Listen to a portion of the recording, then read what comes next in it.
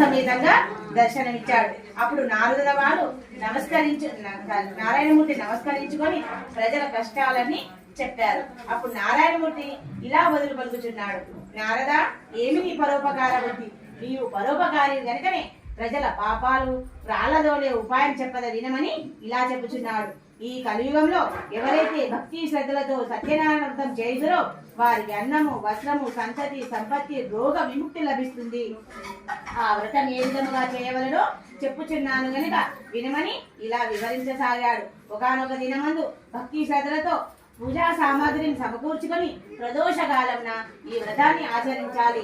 బ్రాహ్మణులను, బంధువులను కూడిన వాడే సత్యదేవుని పూజించి భక్ష్యములు, శిరా నైవేద్యములు నివేదించి బ్రాహ్మణులకు యథాశక్తిగా దక్షిణ తాంబూలాలు సమర్పించుకొని స్వజనులను, బంధువులను కూడిన వాడే భోజనాలు ఏర్పాటు చేసుకొని భుజించి నిత్య గీతములు చే స్వామివారిని సేవించాలి. తెల్లవారు ఉత్తర పూజ చేసుకొని నమస్కరించిన వారికి ఇహమందు సుఖమును, పరమందు మోక్షను పొందగలడని స్వయముగా నారాయణమూర్తియే నారదుల వారితో చెప్పి ఉన్నారని శౌనకాదులతో సూత మహర్షి వివరించారు. స్కాంద పురాణే రేవాఖండే ప్రథమోధ్యాయ సమాప్తః ద్వితీయోధ్యాయ ప్రారంభః. ఓమునులారా, ఈ వ్రతమును పూర్వం ఎవరు చేసినారు గాన? కాశీనగరంలో ఒక పేద బ్రాహ్మణుడు ఉండేవాడు. అతనికి తినడానికి తిండి లేక, కట్టడానికి బట్ట లేక, భార్య పిల్లలను పోషించడానికి అనేక కష్టాలు పాలవుచున్నాడు.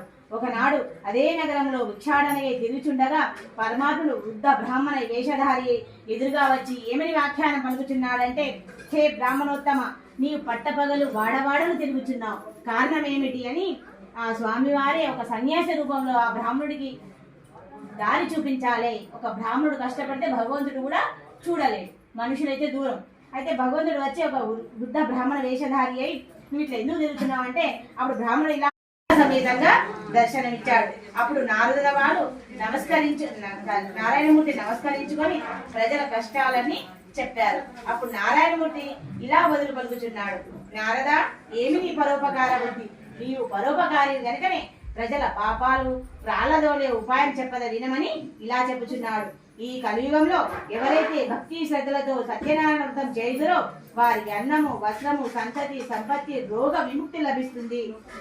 ఆ వ్రతం ఏ విధముగా చేయవలనో చెప్పుచున్నాను గనుక వినమని ఇలా వివరించసాగాడు. ఒకానొక దినమందు భక్తి శ్రద్ధలతో పూజా సామాగ్రిని సమకూర్చుకొని ప్రదోషకాలంన ఈ వ్రతాన్ని ఆచరించాలి. బ్రాహ్మణులను, బంధువులను కూడిన వాడే సత్యదేవుని పూజించి భక్ష్యములు, శిరా నైవేద్యములు నివేదించి బ్రాహ్మణులకు యథాశక్తిగా దక్షిణ తాంబూలాలు సమర్పించుకొని స్వజనులను, బంధువులను కూడిన వాడే భోజనాలు ఏర్పాటు చేసుకొని